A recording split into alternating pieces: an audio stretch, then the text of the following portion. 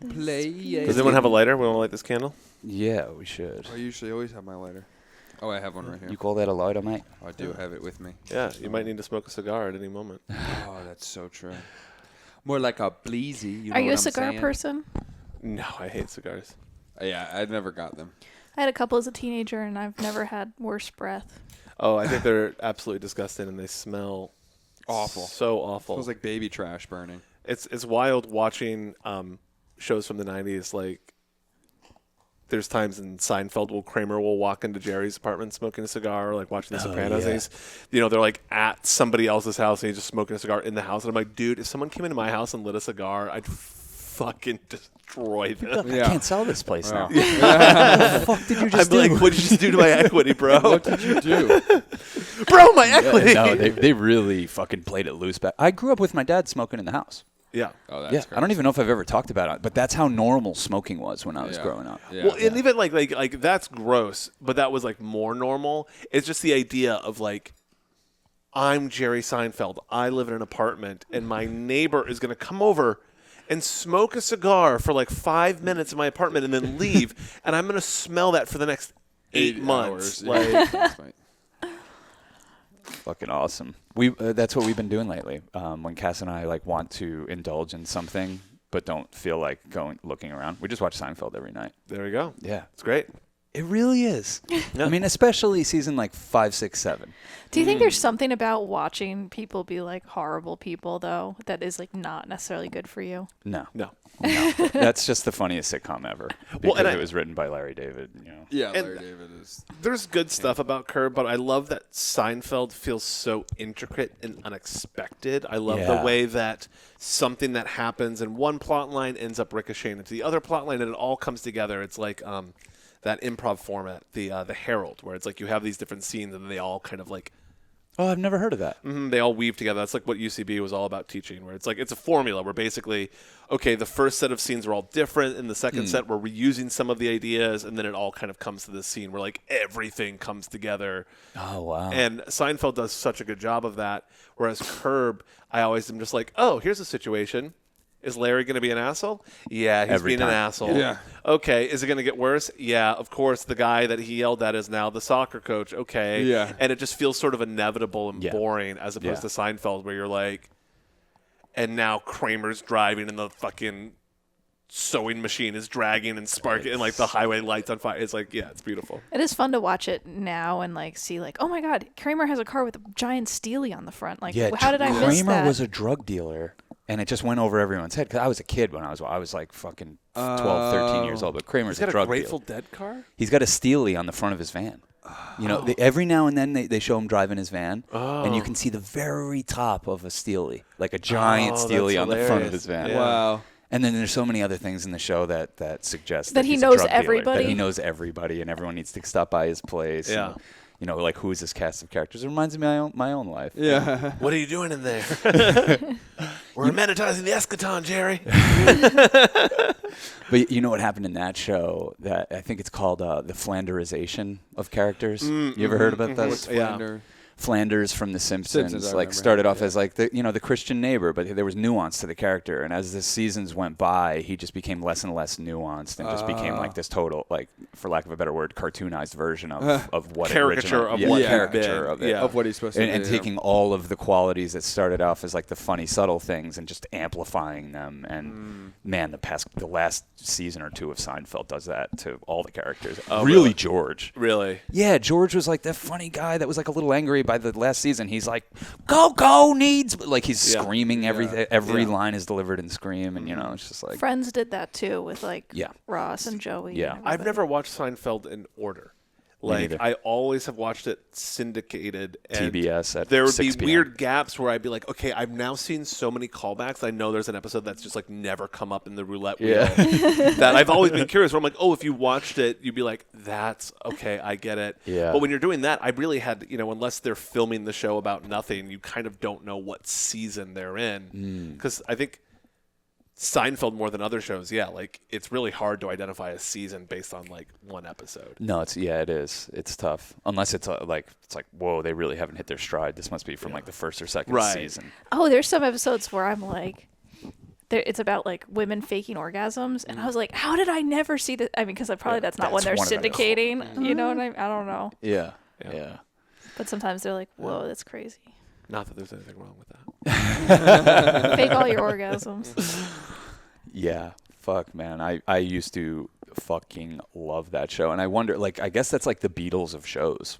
Yeah. You know? Yeah. I wonder, like, 100 years from now, what shows we'll even talk about. I think that might be one People of the don't even care about the Beatles anymore, though. Like, That's true, man. like I have a Simpsons quote tattooed on my knees, and I was talking to Joey about it, where it's like when I got it. I mean, I wasn't so ignorant to think that like everybody has the same cultural experience, but it felt so much more universal because we're of this generation where like there's Simpsons quotes that are just like in our blood, like microplastics. It is me. And then now I'm like, oh, like younger Gen Z people have no fucking clue what this quote is. And of course, like when I'm getting a medical appointment and the Indian doctor's like, why do your knees say boo earns? I'm like, Oh my God. it's so hard to explain. Don't worry about it, bro. Yeah. You're good. That is, in particular, a very funny thing to get tattooed on you. Yeah. But then, like Simpsons wave, right? Like these things like echo and repeat, and I'm sure there will be moments where people come back around and rediscover stuff. But Yeah. I remember when Simpsons, if you planned it out right, you could watch like 5 Simpsons episodes Yeah. in a day, because it was like 2 back-to-back at this time, 2 back-to-back and like after like the news, and then 1 on the random like local New Hampshire channel, and you could like line it up. And then they added Seinfeld to the mix, and that was when you didn't have Netflix and everything, so it was like, oh snap, I'm home from hanging out with my friends and I'm stoned and it's 6 o'clock, and I can just do like back-to-back Simpsons into back-to-back Seinfeld. This is glorious. It's the best, man. Yeah.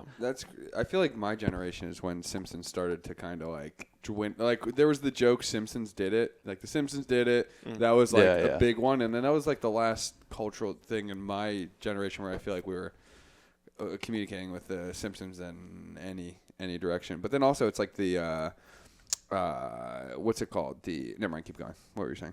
You sparked a thought, but I forgot what it was. Joey doesn't know what the fuck's I going don't know on. what's going on. Hang back. No, I had Young it. blood. We're We're talking Simpsons. that's what I was gonna say. Is that back then also like for some reason my parents never ended up even getting like the TV guide, so you couldn't even see what was on next. Oh yeah. So I would just go to the channels I knew, which was like Mad TV, any of these things, and those ones were quite big. Mad TV was pretty big for me, I think. Yeah, I mean, like last night, even I was pulling out some old Jerky Boys prank calls, and I'm playing them for Joey, and I'm like, I'm almost embarrassed how much of this language I still use, and how much this is my sense of humor. Came from this entirely. And I was thinking about like how so much of my sense of humor really was built from The Simpsons and the Jerky Boys and like a few key movies. And like how a lot of people had the exact same experiences. Adam Sandler's albums, his CDs that came out, They're All Gonna Laugh at You, and I can't remember what the other one's called, fucking raised me. And it's so crazy. I can't think of one running joke in my family or one little cute thing. You know what I mean? Like it's so weird. Like they really just trust fell into the culture of TV and music, and whatever you guys are exposed to, sure, go for it. Drink whatever, eat whatever, fucking watch whatever. Let that raise you. And like, I think it created a thing where my family doesn't have a culture. Interesting. And now it's like I'm trying to reclaim that for us and be like, here's what we're all about, not just watching TV. Uphill battle. I've thought about this a lot because so I'll kind of like broaden it out a little bit, but my mom was anxious about culture and not wanting to just have the fucking fire hose shot straight at us. So like we couldn't just, watch MTV and R-rated movies and things. But then I would have friends at school that had like, weird kind of derelict white trash parents who were like, yeah, I've seen all the Freddy Krueger movies. And I'm like, oh, I'm so jealous. But also, it's very weird to go to your house and very uncomfortable. And I remember my mom being like, okay, The Simpsons is such a big cultural thing. Like, you're very curious. You're going to want to watch it. But, like, I want to watch it with you to make sure that you're getting, like, both sides of it. Because, like, Simpsons was controversial. We kind of forget it, but it was, incredibly controversial because it was so profane and edgy, and now it looks so wholesome. But, like, there was this balance of like, okay, like You can have a little culture, but not just full throttle. And then I've felt that in my own exploration of drugs, where it's like, oh, I don't want to be not doing things and not partying and just like hold up like studying engineering. Yeah. But I would be out in the world, and then I would see the people where I'm like, oh, this is a little sketch. Like, I don't actually know if this is what I'm like. Yeah. You guys have weed, but you guys have other shit, and the vibe here is whack. I think I'm going to, like, go with my other friends where we're going to, like, climb a tree and smoke weed and talk about philosophy. Peace. Yeah, it really is the same thing in a lot of ways. And you got to protect, especially when the drug stuff, it's like you got to protect yourself. Like, you really just have to trust your instincts on that. Yeah. Or don't trust your instincts if your instincts are bad. Don't trust the instincts. If your instinct is to sniff white powders and you don't know what they are or who gave them to you, don't do that. Like, it's just like fucking as silly as that. Yeah. I think it's so funny when I think back how wholesome those times were, how crazy and controversial The Simpsons seemed. Like, like my parents were a little like, whoa, I can't believe our son's into this stuff. And I really wanted a Bart Simpson t-shirt so bad. Yeah. And they finally got me one, but they wouldn't get me the one I wanted that said, I'm an underachiever and I'm proud. I had one that said, I have an announcement to make. I'm bored. That's great. That's wholesome. Yeah. That's wholesome. Which was pretty much my MO as well. Yeah. My parents had one line in the sand my entire childhood and was like, you're not an underachiever. Don't do that. Yeah. So they got me the one that says, don't have a cow, man. And now you have the one that says, don't have a cow, be here now. Yeah. I have that one as well. Yeah, hell yeah. Yeah. It's a good one. Well, my mom, when I wanted to watch Fight Club for the first time, which I don't know what year that came out. 99. So I was... You were 11. I was 11, and I wanted to watch Fight Club, and my mom said, you can watch Fight Club, but you have to write a essay, a paper about it, like a 2-page paper. Oh, wow. About it. And That's pretty sick, though. That's pretty sick, actually, because it's like you and can in watch terms of like this. movies that you're going to write an essay about, like Fight Club's got a lot going on. Damn, they made you write an essay about it? That's pretty cool, though, because then you can digest it and be like, oh, this is what I thought about it. It's a movie. This is what I took away from it. I think I gave it a little more thought than that. Fight Club as a reflection of capitalism and masculinity by Cass Greener, age 11. Late stage capitalism in Fight Club. Well, my mom... In the dark mirror of Tyler Durden's twisted psyche, God, I wish consumerism is inverted as we see how masculine urges become their most base, blah, blah, blah. Meanwhile, the feminine gaze through Helena Bonham Carter's. Meanwhile, it was like, did you see Brad Pitt's 6-pack? For real, it's nothing Fight compared Club. to my 18-pack. That movie's great. Yeah. You know, it's one of those movies I've always held in high regard. I saw it when I was 18 when that came out, and I was like, incredible achievement. Anything that's so viscerally effective like that. Yeah. And then I've heard lately people be like, really bash that movie. No way. Like as like, oh, it's a fucking joke. It sucks. You don't remember how much that sucks, and I'm like, I don't think it does. I don't think it does. Okay, all. good. I'm glad you're saying and that. I think there's a thing where something enters the mainstream, and then people want to be contrarian, and so then they're like, no, it's bad.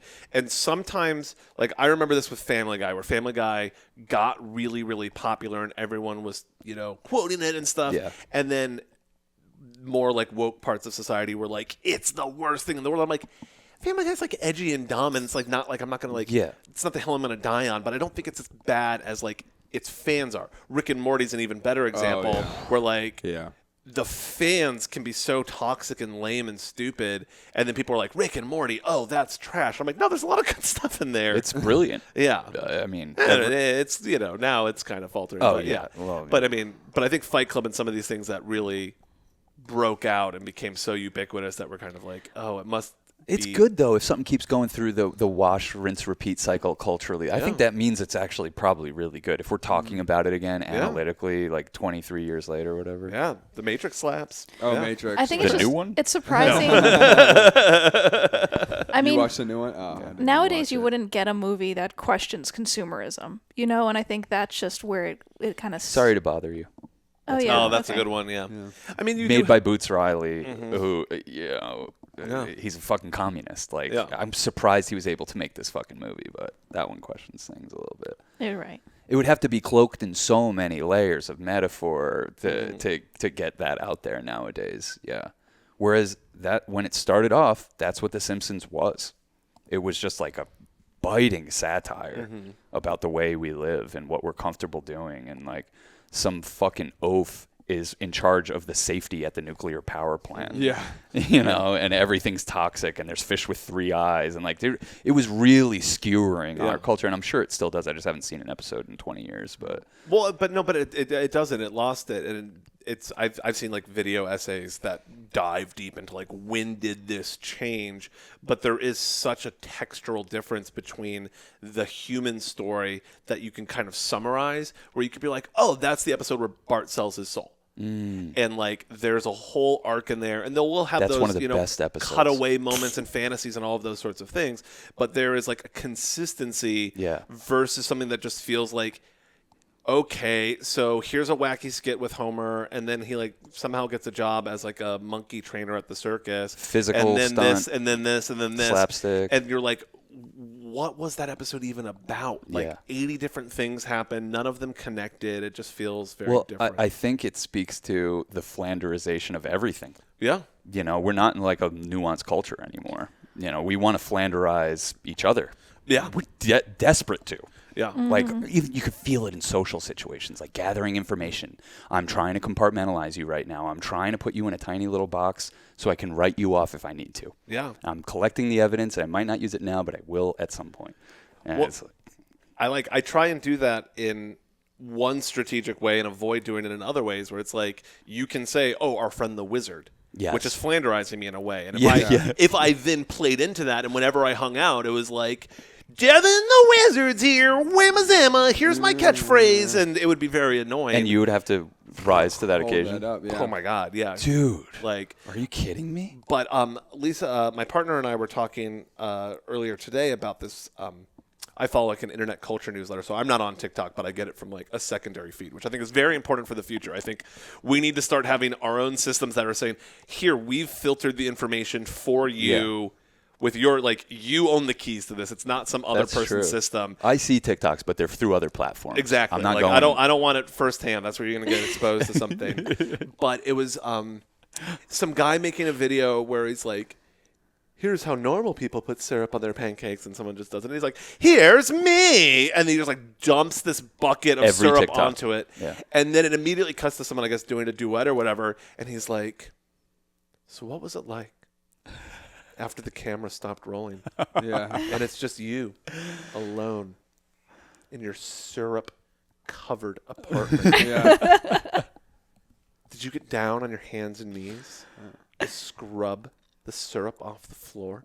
And it's just like going into it, but Beautiful. It's like, oh my God, what a beautiful articulation of the way that we contort ourselves for these cameras. And if you're not careful, it's like a fucking dunk tank. Yeah. Oh, you're just like being the little clown monkey and trying to get the thing, and the thing is valueless. It's here's some Chuck E. Cheese tokens. Yeah. Oh, cool. Can I spend these on food or other things? There's no. karma. Yeah, exactly. No. I mean, it's to get super meta. It's even happened to us doing 300 plus episodes of this. Like at some point along the journey, many times you start to be like, well, what are we good at? Why do people listen to us? Should we do more of that? Should we talk more about this? Should we? The second you start having those questions, it's like we're off the path. Let's just get people to like us for who we are, warts and all. Who gives a flying fuck? I would rather that, than anything. Yeah. Like accept me for who I really am. I might not have anything to say every week. Well, if it's a parasocial relationship, you don't necessarily want to pick it apart all the time. Just like, if you have a really good friend and you've known each other for years and you're hanging out at some random other friend's wedding and it's late at night and you're like, yo, let's like dive into our friendship. Like, what's the bond that's held us together? Like, that's cool. Yeah. But if you're just hanging out with your friends and you're just constantly like, why are we even friends, guys? Yeah, like, what are we even doing here? Like, do we have common interests? Like, so, true. I think that's like, I'm always trying to pick things apart and be meta, and then I'm having to check myself and be like, does somebody want to follow an Instagram page that's just like me talking about how we shouldn't follow Instagram pages?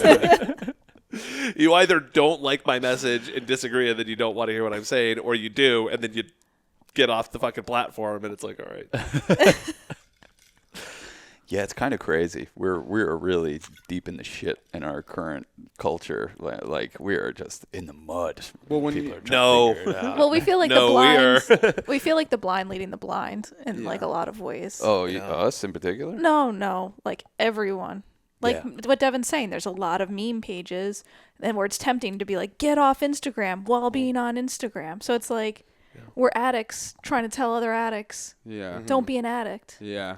I do it too. Yeah. This is a total tangent, but back when I used to do like improv and stand-up and stuff, I really wanted to do a show called In the Land of the Blind, and it would be an improv show where you had like cool costumes and stuff, but then the cast, every episode right before the show, you like drew straws, and one person got an eye patch and everybody else got a blindfold. And then you came out and you did some improv show about some fictional kingdom, and you would find drama and stuff, but the entire cast can't see what's going on except for one person who has one eye. Wow. You got to be some expert level improvers. Jesus. Yeah, just come out and be like, my liege, what's happening? Oh, the farm tariffs. Oh. It's interesting when you were talking about parasocial relationships, like, because I have many of them, and they're with comedians. You know, it's like I know their life probably better than they do. And it creeps me out because I'm like, people have that with us. Yes. And what's weird is like a lot of times like they want to meet us and hang out, and I get why, because I wanted to be like that with these guys at first, and like Matt McCusker and Shane Gillis are like my favorite. I love their podcast, and I reached out to Matt one day because we have so much in common, and he mentioned one of my movies, and I was like, oh, dude, I directed that. And he's like, let's hang out. Let's do this. And I can't bring myself to do it. That was over a year ago. Yeah. I was like, Meanwhile, I I think you guys would hit it off like fucking swimmingly. I think. Yeah, but I also like it would bring him down to earth in a way. I'm just like, I think you're really cool. Like, you know, I'm just gonna leave it at that. Yeah. It reminds me of like the era of DVDs where I'd watch an amazing movie. I'd be like, I watched Fight Club. My mind's blown. I'm 15. Like, holy shit, what's going on?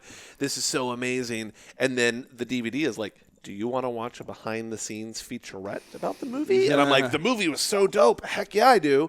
And then as soon as I hit play, I regret it. Yeah. Because suddenly you just see, Brad Pitt being like, working with David Fincher is really better play. And I was like, that's not Tyler Durden. I've been working with a nutritionist for 8 months. Like, I don't care about this. The only behind the scenes you want to watch is for like Terminator, where you see them do like claymation to create all these like effects. But even then, it takes away the effect of the movie, because then I just watched Goodfellas the other night, and it's my favorite movie, and I've seen it so many times, but I can barely get swept up in it because I'm like, here's that incredible shot that took them 2 weeks to light.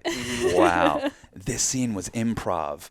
And, oh, man, this wasn't even meant to be in there. That was a mistake. They didn't know they were wrong. Like, I watched the movie like that. You know the footnotes better. And even when I'm incredibly stoned, I'm just seeing it for the annotated version that I have in my head. Yeah. It's kind of weird. I haven't had this as much, but I remember this happened to me in high school, and I feel like weed had a different effect, where there would be times that I would get stoned and sit down to watch a movie, especially like a kind of Hollywood movie.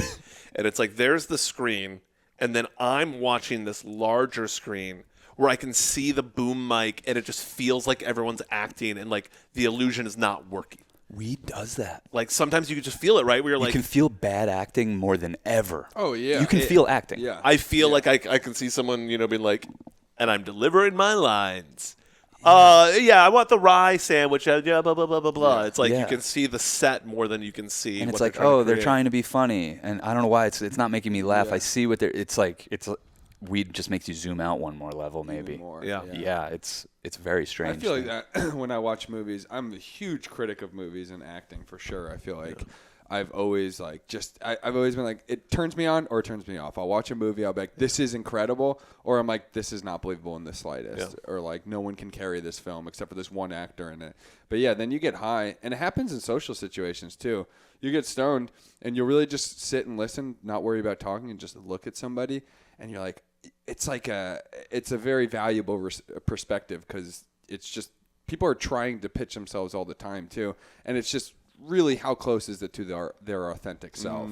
And that's what you can really realize a lot of the times if you just sit down and shut up and just watch. You're just like, okay, or you can just feel it if somebody's being authentic or not. Well, I think I think weed makes me a better listener and much better feeler. And like last night, like Devin generously took us over to this beautiful, immaculate house party with a jazz band and everything. I'm pretty sure we're the only 3 people there that were incredibly stoned. Oh, no, not at all. You don't think so? Oh, everyone else. Oh, really? Okay. Yeah. Okay. Because people are Yeah. engaging with us, and I feel like all we did was just absorb No, what they were saying. The host apologized because we were in conversation, and she was like, "Oh, sorry, I kind of like spaced out. I like hit a vape pen earlier." Oh, okay. And I like this like sort of like naughty confessional. I was like, "Yo, it's a jazz concert. We all jazzed up, baby." Yeah, we were so high. We got jazzed And then in the car. as soon as it ended, one of the like 25-year-old drummer kids was just like blazing joints. Oh, yeah. awesome. yeah. Cool. At first, I was like, we're the bad boys of Yeah. Kentucky right now. Look at us. Sitting in the swing super high, just like. But that was a nice scene to let into your consciousness. You don't have to do anything. You don't have We're to not get up hosting. there. Yeah. No one knows us. No. No one cares. And when people started to know, oh, they were making a film, and we got the fuck out of there. Yeah, I was like, I don't wanna do this. They're I like, don't they're wanna making do a this. film. What's Yeah. your film about this? Now we're like, let's go. Yeah. Oh, he's a documentary filmmaker. Okay, cool. Like, bye. bye. I don't know. I don't want to have to speak to this. Well, we spend so much time in New York City going to events, getting so high, and just standing in a corner being like, what are we doing here? Yeah. You know what I mean? And I just, Oh yeah, I feel like, totally saying. I was It'll like, vibrate. she's like, did they leave? And I was like, possibly. I think they'll say goodbye. But Oh, as soon yeah. as you get to an event with them, the egg timer starts. Yeah. we lasted longer than I would have thought Yeah. for us, you know? I hate it, like when I'm sober, and I mean not always, but when I'm sober, and it just depends the event. Sometimes you have a tendency to want to pitch yourself to people and be like, "Oh, cool, this is who I am. Who are you? Cool, we connected." Sometimes also the like, especially as you get into your journey more, you're like, I don't really care what I am. I just want to be here and like. That's talk so to where people. you're just described perfectly where I'm at. Yeah, I'm like, I don't need to pitch anything. I just need to be here. And I don't want anyone to think I'm a filmmaker. No. Because if I think I am, then I'm just like on one. Yeah. Like, I don't care. But like, we're making one right now, but that's not Yeah. who I am. You know. But I think the other side is that it is nice to give people a handle sometimes. I've Yeah. experienced both. Oh, yeah. Yeah. Where I'm like, ha ha ha, I'll just tell you that I'm a wizard and you have to respond to that. And I'm like, oh, this went down a path I didn't want it to go. That's fine. But then there's other times where I'm being more cagey and I'm like, oh, I'm not being fair to these other people. Like, they don't know me. And I especially in New York, there was this kind of attitude of like, oh, I don't want to talk about your job, like what you do. And it's like, I don't know.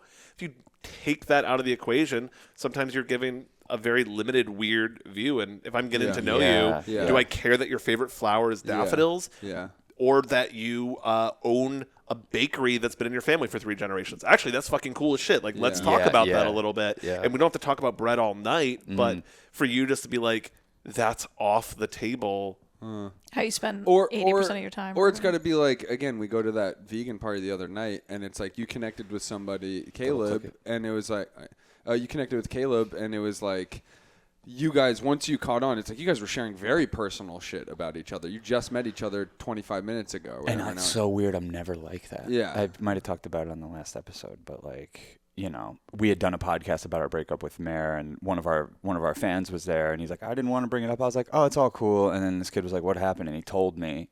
I told him what happened. He's like, the exact fucking same thing happened to me. And he helped me so much. If you want to hit that, it's ready. It's just where you're at in terms of like if you were at, let's say, an event, like we're talking about events, it's like the event you're at, like who are the people? It's like you might meet somebody and be like, oh, I want to tell them everything about me. And then sometimes you're like, oh, this is entirely about a filmmakers conference that I have no interest in being here at all. Like I don't care. You guys want to learn a cool magic trick? Yeah. Please. So this is something I got from a podcast guest. I think it was Dr. Christian Bush is his name. He writes about luck, but he talks about conversational hooks. And so the idea is... You're teaching us how to clear a dab. How to finish your milk. Yeah. No, I'm kidding. I'm sorry. If you go into a party, right, it's like there's particles of people bouncing all over the place. And they could open doors. They could lead to different things. If you walk around and are just having one note that you only play, that's all other people get to riff off. So if you're just walking around saying, I'm a filmmaker, I'm a filmmaker, I'm a filmmaker, I'm a filmmaker, that's one note. And if someone goes, oh, shit, I love films, I want to talk to you about it, then maybe it helps. But if they don't have anything to do with that, you're sort of just stuck, and it's you're also just having the same conversation. So his thing was you come up with 3 conversational hooks. So when someone says, what do you do, or who are you, you can say, oh, well, I'm a documentary filmmaker, and I love the Grateful Dead. I'm a sex icon. And I'm a sex icon. And I'm a sex icon. And they can go, oh, my God, I'm a sex icon, too. Let's talk about that. Or like, oh, shit, you like the Dead? Awesome.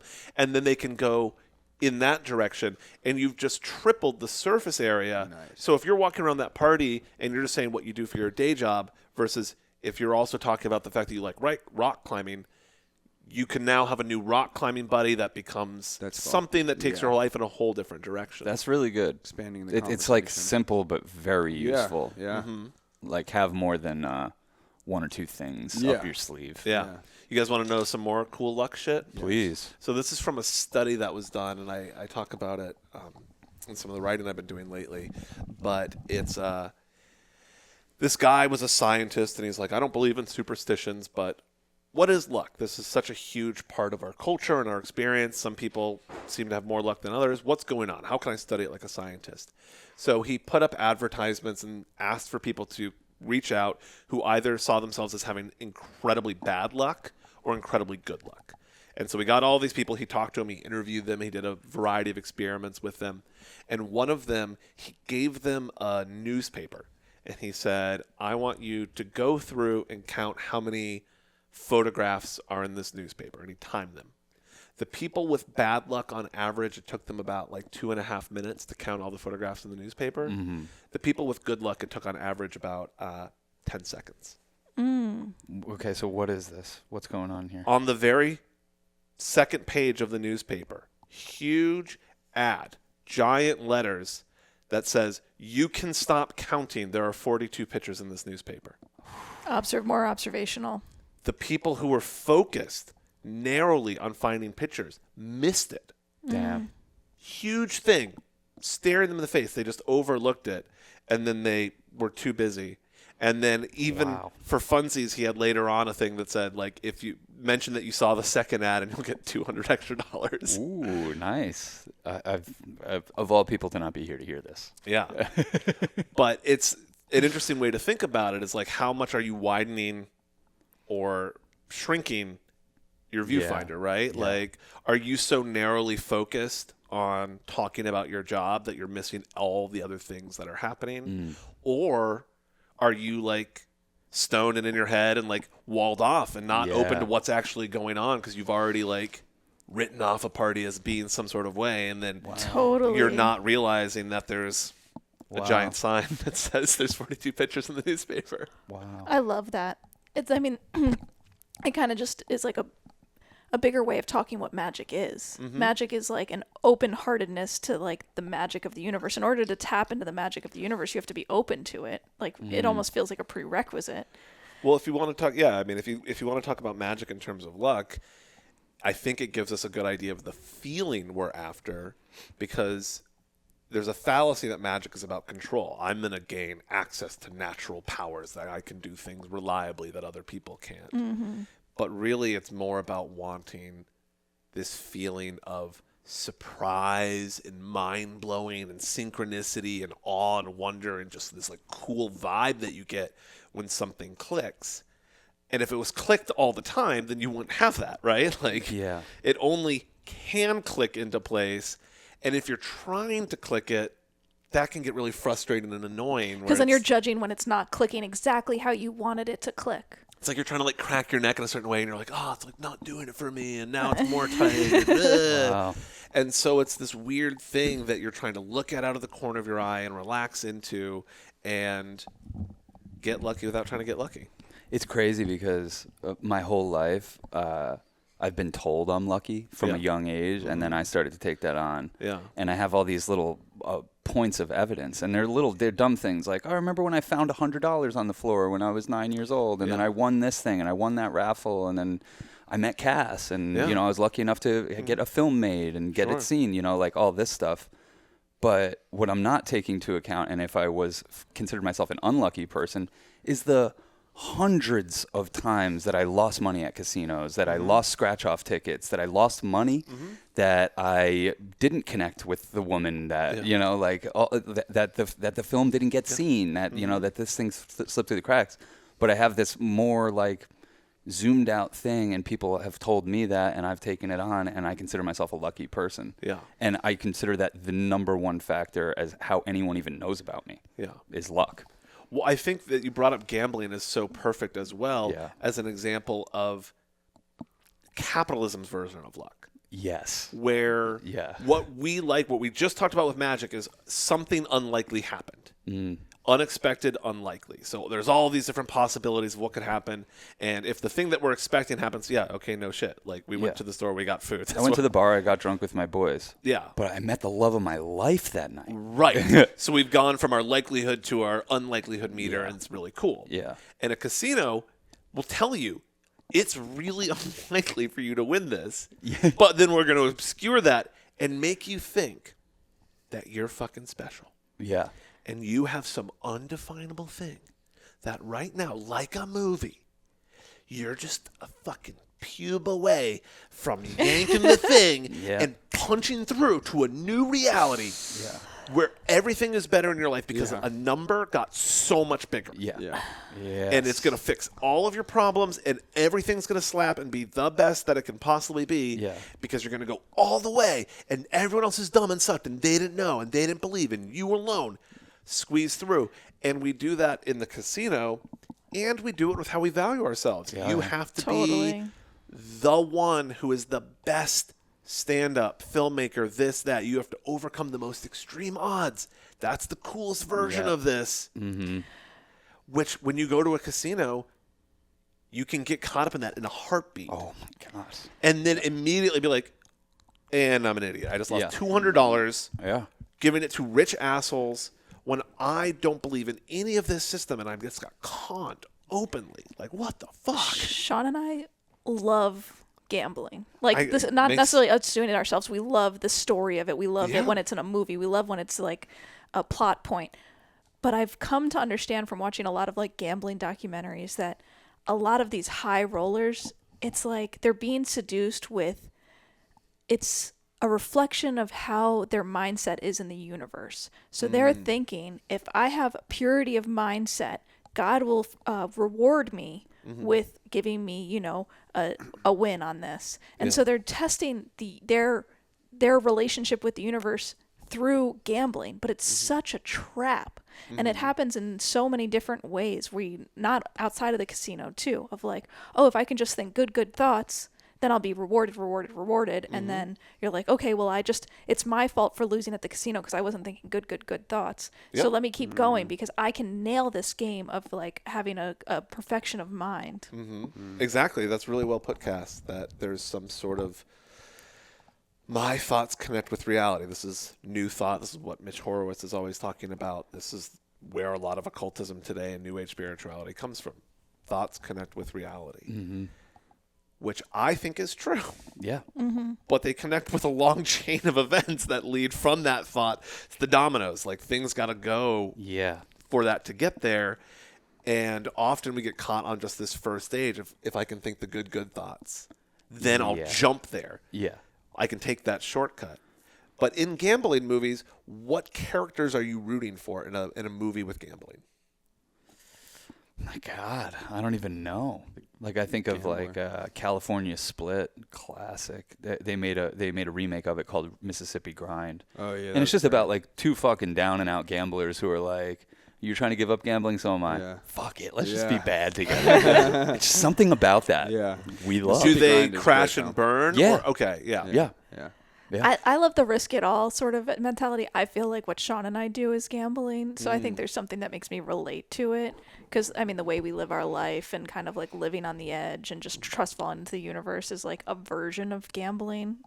Because I think the ones, maybe this is my own bias, but I think the ones that always stand out are we're going to con the casino.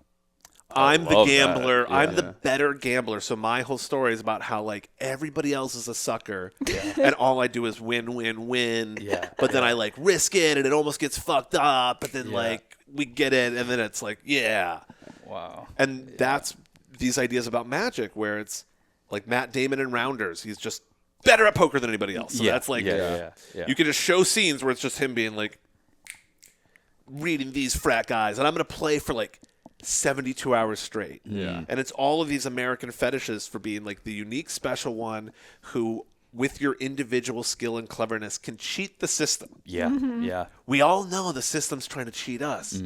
But if I'm going to be the one lucky special one who gets it over on the system, then I'm the best. And even in particular in that movie, look who he's always getting it over on. It's a group of cops who are playing poker together. It's a group of frat boys that are playing poker together. It's a group of immigrants playing poker together. What's a whale? I mean, we all want to be, oh, how'd you get your money? I met a billionaire and I tricked him into giving me $500 million. I feel like there's also my cleverness. There's also the people at the casino who are pulling, the slot machine, keep pulling and pulling out of desperation. Like they need magic. Like they need something. They still probably have that winning mentality in a way of like, I'm going to be the one, but it's more of like a desperation. They're medicating. I think it's a dopamine response. It's basically it's like 100%. I see it when I've gone to casinos rather frequently and recently, like where you just see people like the slots. I'm like, oh, this is just a real person experience of what millennials and below are just doing on their phone. Like we're gambling. Like, are we going to see something that's going to give us dopamine? I mean, have you ever seen someone look for their vape?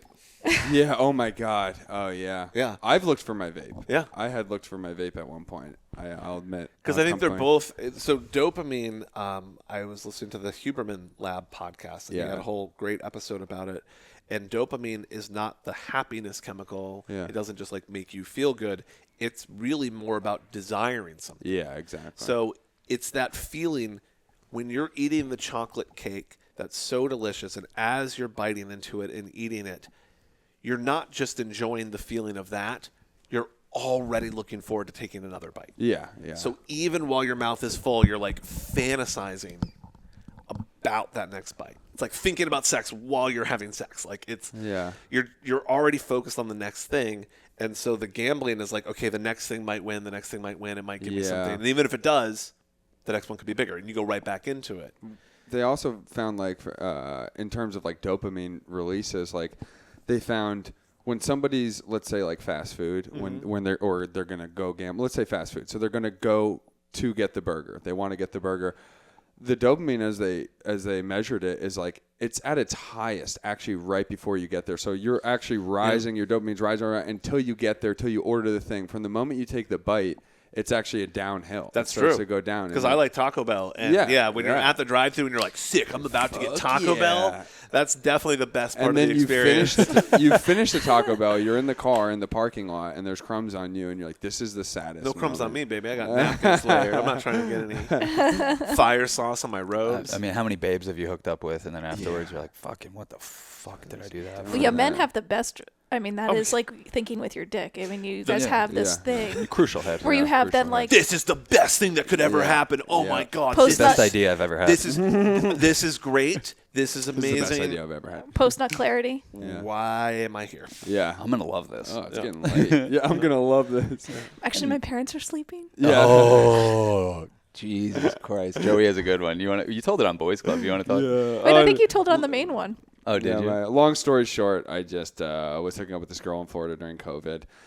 And I was taking her virginity, I guess, and but I was living at my parents' house, and they had left, and she came over, but she was like, from the get-go, I'm like, hey, by the way, I don't want anything at all. I'm just, whatever. Gonna take your virginity. Just gonna take your virginity. And and then she, just a little take of the virginity. And then we go back to she comes meet me at my house at like 11 o'clock at night. How old is she? She was like 20. Okay. Sadly. Yeah. And so 14. No, and Joey's current girlfriend's 20, but he's only 28. Yeah, so it's not too creepy. And no, it's not. No, I love her. And no, anyway, so she comes in, and then I was like, oh, by the way, my parents are home, so you have to like keep it down. And she was really trying to sleep over. I had work the next morning. I was like, I can't. I didn't want you to come over, and you're coming over anyways. Yeah. This is a little on you. And so we have sex and whatnot. A little too tight, but it's fine. And we love that detail. We finished it. We finished the job, and then I was like, yeah, but honestly, like, I don't think my parents are gonna like if you're in the morning when they wake up. Like, I Joe Biden voice. My parents. You took someone's virginity and then told them to hit the road. Yes. Yeah, but the whole thing is his parents weren't home. They weren't. Oh my God! And I was like, we gotta be quiet when we go out the door. So we like sneak out the door and we get thing. I was like, hey, thanks for coming over. I love you so much. This is so nice. And then she leaves. I'm like, that was terrible. That was just absolutely awful. I mean, I did. It is what it is. Yeah, but then she met another guy and then she had a baby at 21, so she's happy. Yeah. Oh yeah, once you have a baby, that's when you win the lottery. Well, that's the thing. She was definitely and then everything's good. She was looking for a like actual relationship. Like you could tell when somebody's like actually looking for it. Yeah. So, anyways. Yeah, I mean, you're not going to get it on the first shot. You got to. Yeah. And you don't want to get it on the first shot. Yeah. No. You don't want to be 6 years into a relationship and be like, God, this is the only guy I've had sex with. Yeah, that's you want to have like a data pool because you want to be like, all right, this is what I like. This is who I like because I've seen other people or things out there, and you're like, this is what I want to do. You were doing her a service, pretty much. But is this your thing? Are you like Casper from Kids? Are you just out here hunting virgins? No. Giving them AIDS. Well, no. Yeah, I never took. Yeah, it was my first girlfriend actually, but that was like religious reasons why she was a virgin. But second virgin. No, I've only taken 2. Have you taken any virgin? I've taken none to my knowledge. Oh, okay. Yeah. I've done 2. Yeah. It's a big burden to pay. I have a potential third on the horizon. I'll tell you about that off. On Patreon. She's not young. That's on Patreon. It's a different thing. Yeah. On Patreon. Yeah, that's on Patreon. It's Patreon. Oh, that's the top tier. If you want to find out about the inner workings of my current sex life, subscribe were to the you Patreon, a virgin baby. any of the times that you were taking? Yeah, with my first girlfriend. Okay. We met and got together when I was 16, and we didn't have sex till we were like 18 and a half. Yeah. For Catholic reasons. Oh shit. Yeah. Yeah, and then we did it. Yeah. And then years later, I had a drunken threesome at 9 in the morning after drinking all night. And after I had sex with this woman, she was like, "You're the first guy I've been with." Oh. And she was like 26. I was 27. Oh, whoa. Yeah, and I was like, "Oh wow, I'm glad I didn't know that before because I probably wouldn't have done it." Now I get to say I took another person's virginity. Yeah. It's like a random freebie. You're like, It was. I'm like, you decided tonight this morning was the morning. Mm-hmm. Not only tonight, the night came into the morning, and you decided that you wanted to lose your virginity to my drunk ass. Okay. What about you, Cass? Yeah, that's how many V cards you punching? None. And I've also never slept with anyone younger than me. Oh, really? About men. Yeah. If we're talking having a girl hook up with a girl for the first time, Cass probably has more than us combined. Yeah. She's got that energy. She's got a lot of look how she's dressed. I know, like she literally looks like a fashion icon. Yeah. I love it. Yeah. Oh, the bi babe power is very real. And there's a connection that other women will then have where they're like, how can I be around you? Yeah. I don't even know what I want to do yet, but like, show me the way. How can I be around you? We're best friends now. Yes, I'll be honest. When girls are like, "Hey, I really want you to like show me how to do stuff," I'm like, I don't want to do that. Oh my god, that's actually watch a fucking YouTube video. You're looking for a tutorial. I want a girl who like is down, experienced, knows what she likes, knows what she wants. I'm not like, or can at least pretend those things. At least can pretend those things. I don't want to take any more virginities. Honestly, it's like you're exactly. There's no like experience behind it. You're like, this is just. And also like the coyness. I'm like, no, I want enthusiastic consent. You want to get down. Not like, oh, I'm not sure if I like girls, but like maybe I will like you. I'm like, fuck that. Like, what the fuck? There should be no confusion. You want magic. You want it to feel like spontaneous and fun and like deep and all of the good things, and not like, oh yes, the threesome that we've written the plan for and had to schedule and reschedule, and now we are doing it with the agreed upon plan. I will say, for as many threesomes as we have had, they've been pretty magic and not. Yeah, I've been on. They've never really been like planned out, drawn out at all. It's always been like. Well, you guys aren't those people. You guys aren't like, we need to like. Let's go to a sex party. Like I've had friends who went. You've lived in like a party hurricane for the last like 8 years. We are the sex party. Yeah. I think you. Yeah. Well, that's why we get flanderized by people. Yeah. You know what I mean? Like, people will come over to our apartment and be like, "Oh, I see what's going on here," and it's like, "No." No. There's a lot more going on here. No. Yeah. It's like someone coming to hang out with Joe Rogan and be like, so smoke DMT in front of us. Pretty much. Yeah. We get that. Yeah. Work out and smoke DMT right now. Yeah. Teach me how to have sex with girls. I'm like, oh, thank you. The funniest thing people will do is try to smoke as much weed as us. We'll try to like burst onto the scene like, and they're like, yeah, I smoke, and like I'm just like anxiously just rolling joints and smoking them or whatever, and they're trying to keep up, and then they're dead. Yeah. See, I have the opposite problem because I like keep my tolerance low. So if someone's like, "Yo, the wizard, I'm gonna smoke out the wizard," I'm like, "You're gonna see a fucked up wizard right now." Not even like a fucked up wizard, just like me not at my best. Just me like kind of like, shit, now I'm faded. Damn, like I've never seen you like fucked up. No. Have I? I don't know. I mean, fucked up a lot. We've done ketamine with Devin, if you don't mind me saying. And he's like guiding the ketamine experience. I'm like, you just did as much as I did, but you're like able to keep your wits about like us. We're in K-holes every other day. It's like a rare thing for Devin, and he's helping us and guiding us. And man, oh my God. But yeah, I've never seen you anywhere that I would. Actually, one time, DMT. Oh yeah, well that was That was more of that wasn't you weren't like fucked up on a drug. You were fucked up, but from seeing something that spooked you, you know. And it spooked me when you told me about it. Yeah, yeah. I'm like, thank God that didn't happen to me. Like, you know what I mean? Yeah. Like, talk about a goddamn casino. He was like in the casino of consciousness. Well, he was the last. When you're the last person to smoke out of the DMT pipe, you're gonna get a hyper load. Fucking gunked up, like all that. And I didn't even realize that when you did it, but you probably got the mega dose of us. I mean, yeah. Well, and that's what I like. I continue. I've done it a tiny bit, but it's literally like I'm tiptoeing. Like people are like, "Oh, I want to break through. I haven't broken through yet." I'm like, dude, try not to break through. It's a gaping fucking pit. I'm trying to I'm trying to go over and be like, "Can I look over the event horizon just for a second?" And then like that was cool, but even that, most of the time, it feels very digital and uncomfortable and. I'm so curious. Like, I had a vision one of the first times when we went up to your dad's house and we did DMT out of the volcano, where I had this vision of people in the future vaping it casually, and now it's like that's kind of real. True in a year and a half after that. Yeah. I'll pass you a vape pen right now of DMT if you want.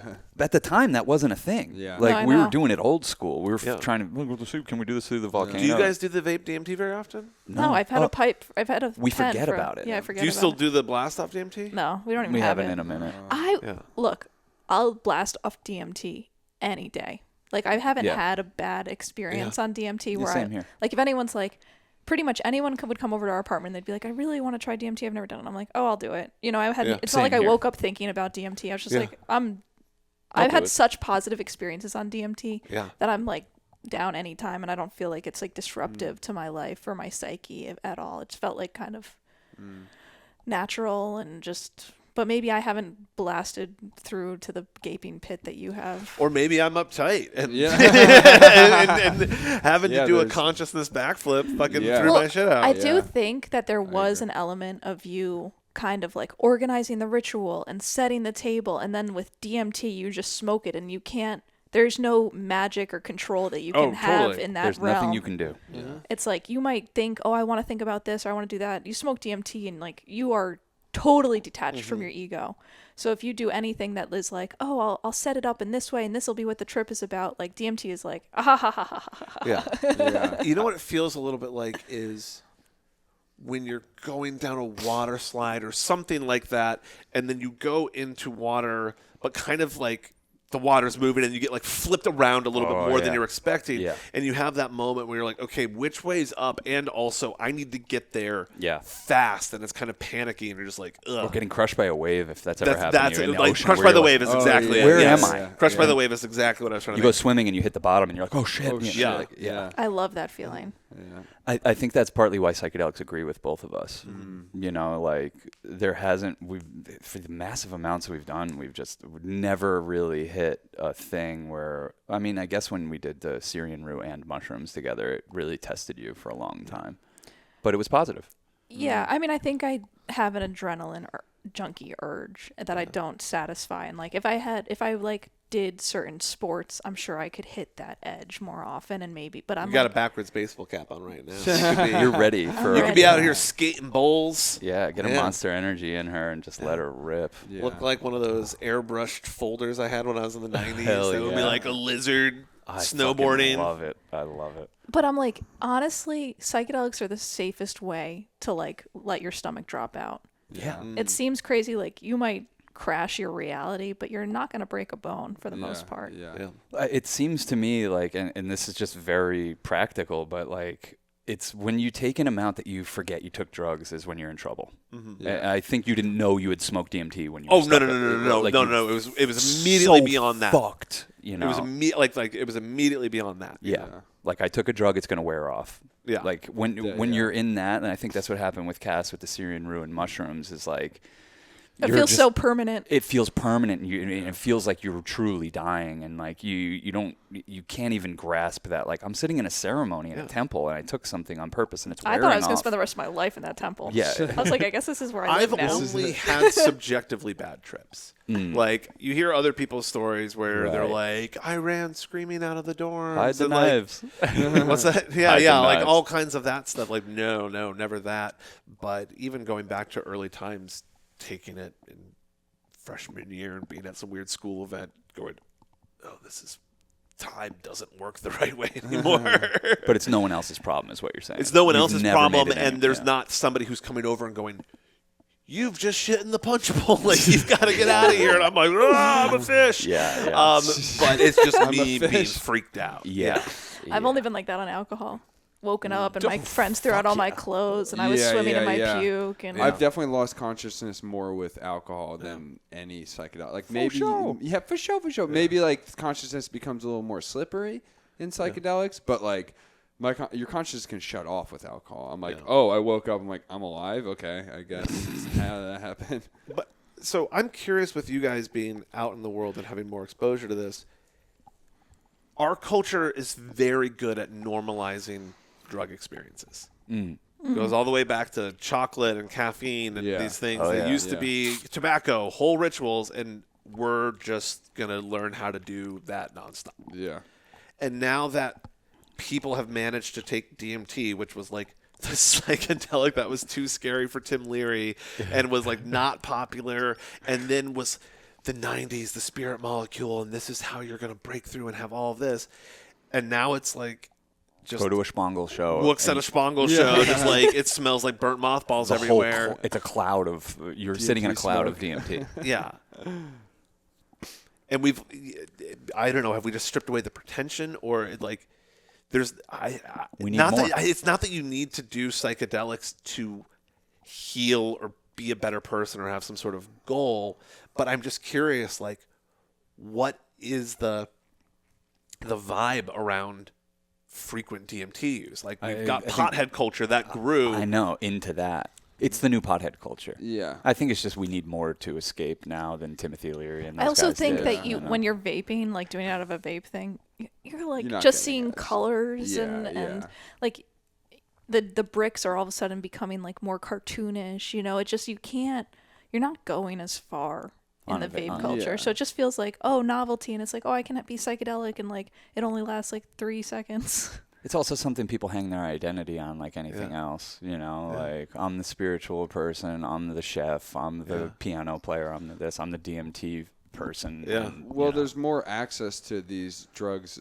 than there was back That's then. true. A lot more access, and then for the people to, there's not as much ritual though. So it's like it's okay. The drug is getting out there, so that's kind of cool. And yeah, the colors are probably just getting better and such. And you're at a Spangle show, you're there to get fucked up anyways and like have fun. So it's like, do you like DMT pens? I've only tried them like twice. I tried them with you last year. And then, we were at a fish show filming for Yeah. Wooks, and Joey and Cass smoked some DMT. Yeah, they were. I think it was helped cool. us that day. I Yeah, think it it was helped cool. provide. It's But like you didn't follow up on it. What is that? I said like you haven't then been like, oh, that was cool enough that I want to go. DMT does not seem addictive at all. Yeah, it's like, if it's around, I'm sure if they had it, we'd probably hit it at some point. But I'm not. I'm not. No, I'm not like addicted to it or anything. No. I wasn't asking like addicted. I'm yeah. just saying, like, you guys smoke a lot of weed. Yeah. And it's like, I'm just curious about what it is to shift.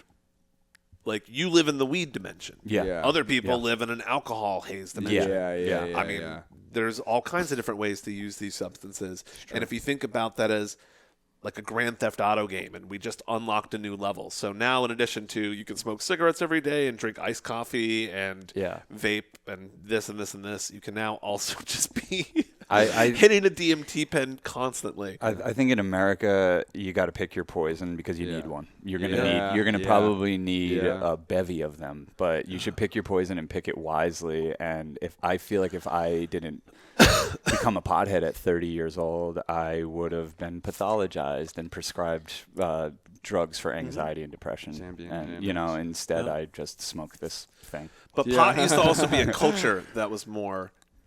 It's now changed, I think, with just everything trying to explore the counterculture and legalization and all of that. Yeah. Where you can just do fucking THC now. Everyone does. You can just do THC. It doesn't matter. Yeah. Whereas when you and I were teenagers, you had to find the guardians of the pot who were connected to an underground network of and I didn't want to be associated with pot. that. That was probably why I never smoked pot until I was 30. Because I wanted to be associated with that. I was like, this is what's up. Yeah, I like that. I was like, this is cool. Yeah. This guy in Danbury has pounds of weed and really bad drugs. I'm like, sick. I just thought all like the drunk, heroin-addicted punk rockers had better optics than the people smoking pot and listening to Sublime. To me, it was very aesthetic, choice at the time. Well, the big fear was that you become a pothead and you live in your parents' basement, and look what happened. And it was a fear, and now it's the goal. Yeah. How long can we stay in my parents' basement and not have bills and fuck around? Because I feel like I'm halfway through my life. I'm coasting. I genuinely love being this close to your family too. Yeah. I miss them. I need them. I miss them the whole 18 years I was down in the city. I missed like being close to that whole thing. And I ended up Flanderizing them because I didn't spend enough time with them, and now it's like there's a much more just nuanced, subtle vibration going on within my family, and we influence them a lot, and I'm trying to show them how to chill as they go into the part of their life where they have to chill. Yeah. And I'm not in that part of life, but I'm taking it. I'm taking it all back. Yeah. Yeah. So that's what the Church of Chill is. It's just like we need this. We need a space, and here's an umbrella to put it under. But I'm glad that I found pot and that I'm hopelessly addicted to it, if you could call it that. But then the other thing is like if I reach a point where I'm like, I don't want pot, I don't struggle with like, okay, I'm not doing that. Yeah. Or really any of this stuff. When I'm like decisive about like, I don't want to do nicotine today or the next day or the next, I just do it. Yeah. You know what I mean? So you can be a little nippy. I guess. It does come with a little bit of a nip. Yeah, nobody gets less alone time than me. So if you want to judge my nippiness or whatever, no one you could name in this earth gets less alone time than me. I'm not blaming you. I'm just saying. I'm never not with a person. Psychologically. But don't you think you create that? Oh, no, I definitely do. But, like, also it's just like, hey, if you're going to be looking at me 24/7, 365 for 12 years, you're going to see me change moods every now and then. No, you might not if we had 8-hour-a-day jobs where we went off separately. And then I could just bring you my best self. I'm not even trying to be critical, but, like, when we talk about your dad going off cigarettes or whatever it is, or you or whoever, it's like you do almost need to...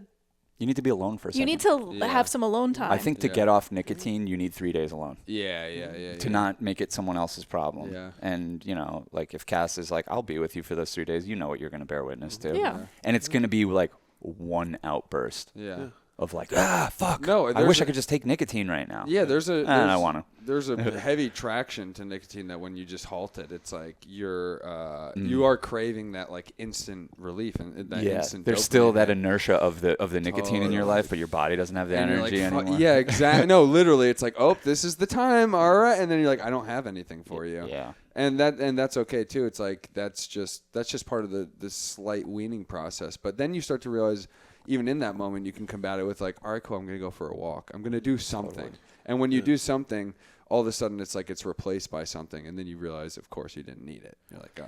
Well, the main thing that nicotine is doing is relieving you from nicotine withdrawal.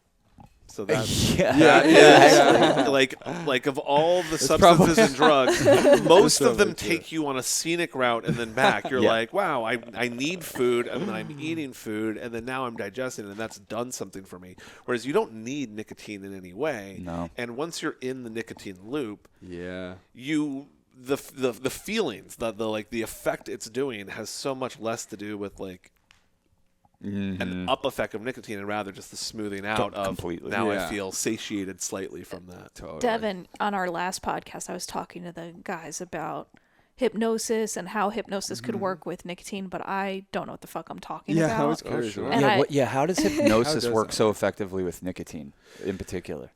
Because the main thing we overcorrected. So while nicotine is addictive, we've created a very disempowered narrative around that where, oh, I can't smoke. I'm so addicted to nicotine. It's the nicotine. It's the oral nicotine. Fixation. All these the oral fixation's more the habit part, but the chemical thing. But every smoker, it's almost no one smokes in their sleep, right? No one sets an alarm to wake up and smoke a cigarette. Most smokers can manage a fucking flight. You can go without, and then when you quit, the nicotine gets out of your system pretty quickly. So it's pretty quickly. It's it's not heroin withdrawal or something. Or alcohol. Yeah. Right. And so the main thing that smoking does for people is it's a habit with this underlying loop. So we could think about it like we've made a little puppet. There's the wire frame, and then there's the outside thing. And so you just have that loop of, ooh, I get nicotine withdrawals, and then I satiate it. Ooh, I get nicotine withdrawals, and I satiate it. Okay, I'm doing that. And then now where do I link that? Well, I do that with my coffee, and that actually helps me take a shit. So now my body's connected to that loop. And then I do it when I'm stressed. So I'll go outside. I'll get a break. I'll stand away from everything. I'll pause. I'm breathing more. I'm smoking. I'm satiating my nicotine craving, so I feel more relaxed and I'm managing stress. Nicotine's a stimulant. On a chemical level, this makes zero sense.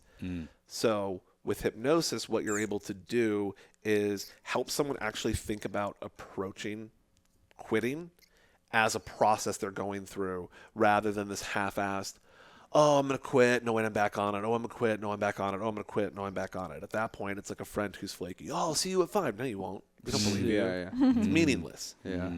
That friend's going to have to make a big show for you to know that they're serious and they've changed and they're doing things differently. So when someone's coming in for hypnosis, it's kind of like they're having a psychedelic experience because they're nervous. What's it going to be like? Am I going to lose control? Then they have an internal experience that feels very vivid and rich and meaningful and cool. And in that experience, they look at smoking. They think about how good it's going to feel to be a non-smoker. They get excited about what they'll be rather than fixated on how hard it's going to be to quit and how they're trying to quit and they're going to be a bitch and then they're going to fail. And so you have a vision and then you're helping them move to that vision, often by going deeper. That's why I like to do multiple sessions. I kind of get people set up and then we'll go deeper. And it's like you can imagine a hand that's clenching a pole and doesn't want to let go. And you've got to come up and be like, one finger, 2 finger. And so it's like, I had a family member that I used to share cigarettes with, and that's like an important connection. This was how I got a break from work where I'm stressed. And I haven't even acknowledged until now that like I don't know how to relax and I don't have other things. And maybe that's something I should add. And you kind of undo these, and then the whole person can commit to the new plan instead of, oh, we all made a plan, but Sean didn't agree. And Sean's a stubborn motherfucker, so we're like, we're not going to actually get there until we get you on board. So if you're the part that's like, I'm still going to smoke. I don't know why you guys are all making this big deal of throwing your cigarettes out. I'm just going to go buy more tomorrow. Like, fuck y'all. Then it's not going to be successful. If you get that person to be like, dude, we'll take care of you. We'll support you. We'll help you learn new ways to do stuff. It's okay. We can all do this together. And it's like, okay, let's go. Let's do it. Let's do it for real, though. Yeah. And then that's an internal shift that someone is able to take. And then there's the investment. I don't want to backslide. It feels so much better to go out and be like, nope, I got hypnotized. I don't even care about smoking. I'm feeling great. I'm doing great. This is so awesome. And that's where, I try and help people make sure that they know that one cigarette can be a relapse and take you right back. And you don't want to play around with it. It's easier to just know to like skirt it. But a lot of people just go off and they're good with it. Wow. Yeah, chemical dependencies are a bitch, man. Yeah, they really are. And I think I can only speak to America. Yeah. Most people I know are probably pretty chemically dependent. Yeah. Even if I wasn't taking anything, I'm so chemically dependent on whatever Cass is setting off in me. Yeah. Oh, yeah. Take that out, and then I'm talking about that's yeah. sobriety for me. Yeah. Is like all this other stuff. It's like I could take or leave. If you took Cass out of the equation and see how I am, that's going to be the bitch. What do you of all think? bitches. What do you think it would be like for you? To go into oxytocin withdrawal. Paralyzing. Yeah. Yeah. I would look at the internet all day. Yeah. Yeah, I think. But I don't know. Before I was with Cass, I was getting a lot done. I was like, I was very anxious to prove something. Yeah. So maybe that would be there. Who knows? But I find my girl. It's so easy to be like, cool. Like that's all I need. I don't even need money anymore. Yeah. That used to be a big concern of mine. I don't care. Mm-hmm. I don't care. And like it comes and it goes. And I've always known that, but I used to be more like about it. And now that I have this chemical dependency, I don't care about that one anymore. Yeah. Like this is heroin. This overtook everything. This is like the addiction of all addictions. And I'm fine with it. Yeah. And I hear people talk codependency all the time. And I'm like, who got to you? Who the fuck got to you? Yeah. Like we're gonna pathologize everything. Yeah. For real? Well, like we got to have a cute little name for everything to make people feel shame about like wanting to spend their life with someone who makes them feel good, because I've spent most of my life with people who were trying to make me feel weird or bad or manipulate or whatever. Like that ain't pathological.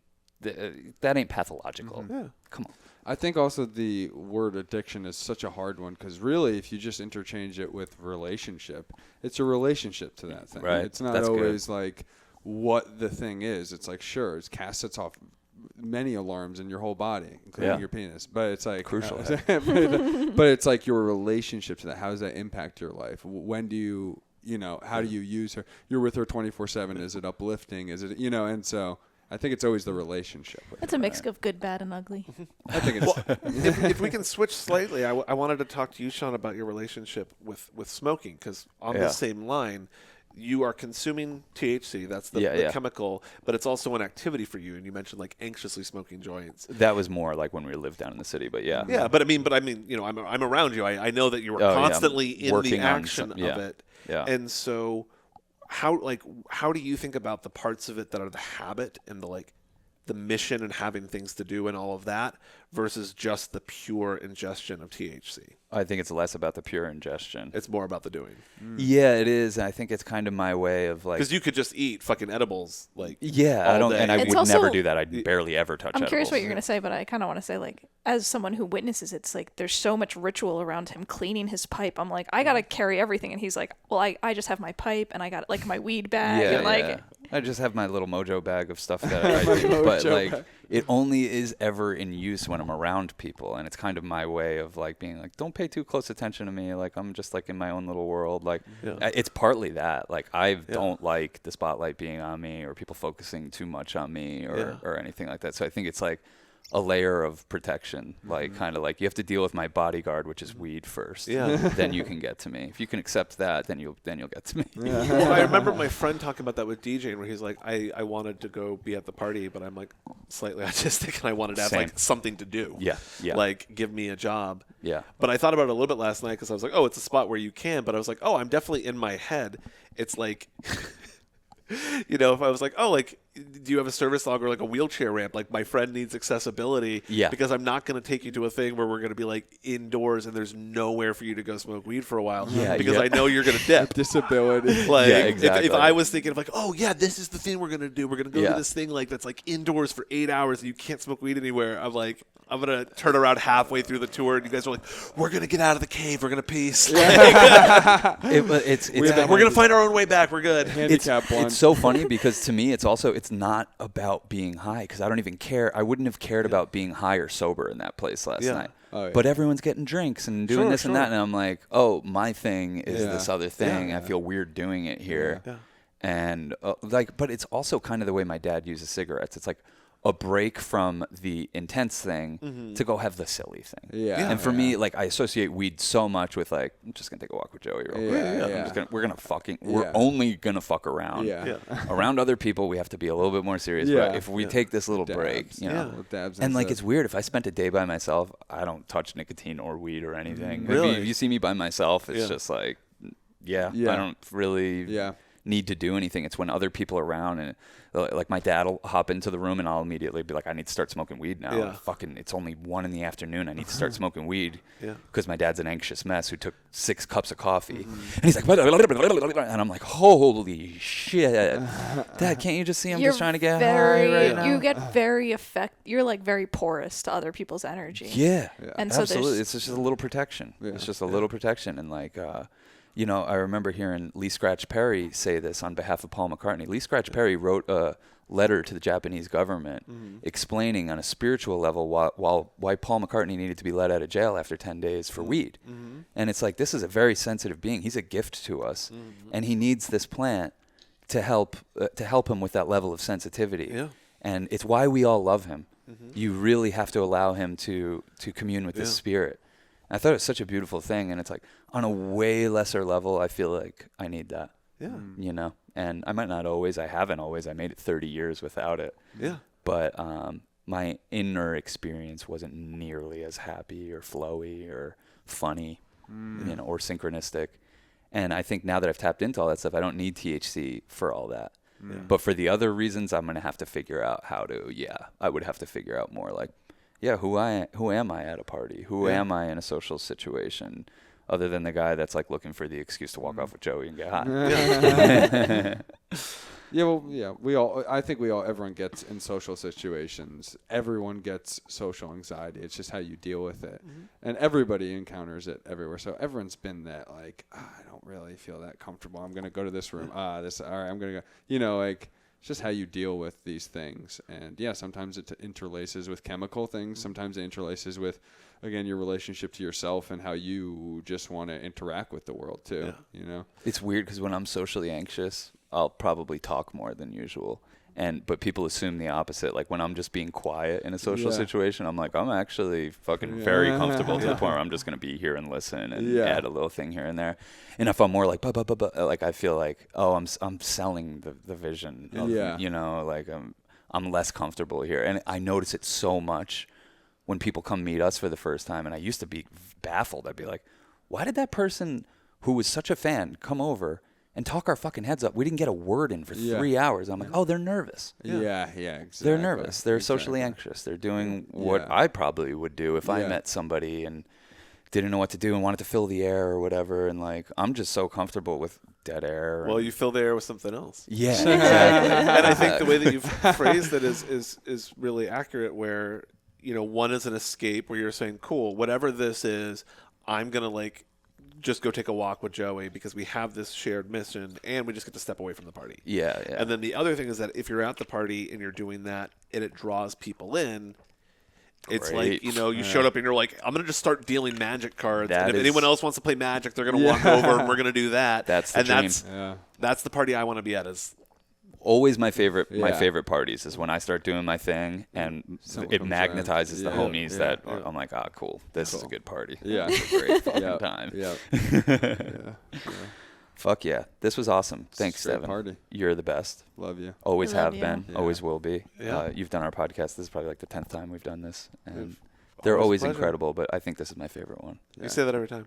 We're in your house in Louisville, Kentucky. Kentuckyville, Louis, whatever we are. Yeah. No, Kentucky, Louisiana. Yeah, I mean, Kentucky, we're living in the magic that if you go back to earlier episodes and look at younger me's, that was the magic that they were working towards. That Totally. I'm sitting in now. So like these Hindus were telling us the other day, like you're in this life, you're sculpting your next life, and like we're seeing Devin do that, and we were doing it all along too. Oh yeah. And Joey's been doing it all along. And you seem and I was gonna say you just seem more you just seem really happy here. This is your best version. Yeah, this is dope here. And it's so wait fitting. To see what I do next. It's so burn it down. It's so fitting that I'm pretty sure if you looked at our last podcast together, you were the White Wizard. You were probably. And now you're. I'm so used to it now. Yeah. But when I first saw you after a while, I was like, God damn, this is a fucking huge shift. You physically look different. Well, it was very funny because I was kind of getting tired in New York where I was doing a lot. I was doing events all the time. I was still working a day job. I was like running around and I was like, how do I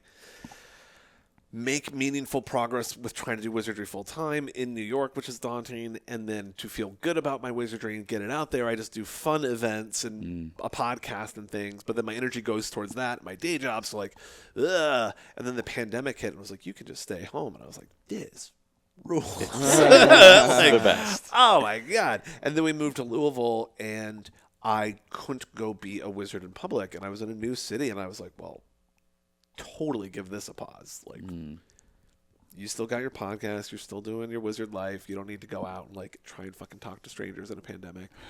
Just let it rest. And then what grew when things reopened in Louisville was very different, and I think it's more confident and casual, where I don't have this white hair, so I'm not telling this origin story over and over. I actually retired that to some extent when I moved here. I was like, I've told this story a lot, and now I'd have to like pull out a photo, and every once in a while it'll come up, and it's like still a part of my life. But yeah, like I don't need to try and control the narrative in that way.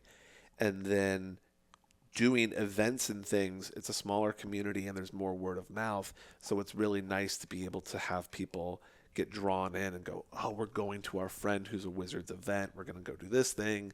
The Wizards DJing in the garden. There's something happening.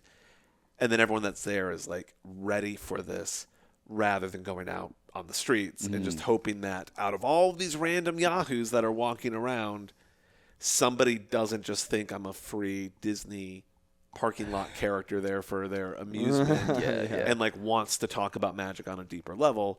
Which, if it happens, is that casino jackpot feeling of like, yeah, oh my God, dude, I was just outstanding as a wizard and I met these homies. Like, how cool is that? But as a strategy, it's dog shit. Yeah. Totally. It's like, oh, you want to fucking sell your movie? You're going to like walk around Times Square with VHS tapes, just ask people if they like documentaries. Yeah, like, exactly. Come on. Buy my doc. Yeah, and I'll add to all this, and this includes us, but I'll say it about Devin, but apply it to us too. You've put out countless hours of free content that have helped people's lives, and you've put out your vibe. Your vibe is a priceless thing, and you just put it out there and you expect nothing in return. But there is a way to support people like us, and it's Patreon. I think it's one of the best websites ever invented. And I think some people might have this idea that like, oh, they're just trying to grift or get rich or whatever. No one is fucking getting rich off this shit. We're trying to get by, and we're trying to do more of the free stuff. So supporting us on Patreon means the world to us in many ways, and it's an acknowledgement that like you see all the free stuff we're doing and you want to throw us a couple bucks. That's literally all ours is, and it can be $1 if you want. But support us on patreon.com/Church of Chillin. Support Devin on patreon.com/ This podcast is a ritual. This podcast is a ritual. Yeah. I just wanted a place to put all my cool DJ mixes. So that's what I've just been doing lately. That's literally why our started. Spotify took us down over our DJ mixes. And I was like, I guess we have to start a Patreon. But then it gave us a place to do more personal content. Half of our stuff is on there. Yeah. So if you dig what we do, half of it is behind this very, very thin, paper-thin paywall. Yeah, paper thin. I mean, people should just give me money because I'm a wizard. Totally. And I'm asking for $4.20. And if you think that's funny, then just give me the money and let the back of your brain know that it's like you have an elephant in Africa that you are donating money to its food or whatever. Like you're like, I support a wizard, and my $4.20 goes towards him doing cool wizard shit. And this 8-year epic story started with us giving him $4.20 for his book. That's how it started. That's how I got his information. That's how I figured out how to reach him. And we have that book, and it's beautiful and it's brilliant. Thanks for everything you do. You're a gift to the world. You really are. You really, and you're a muse for us. Yeah. Thank you. Love you all. Devin Person. Peace, love, and magic.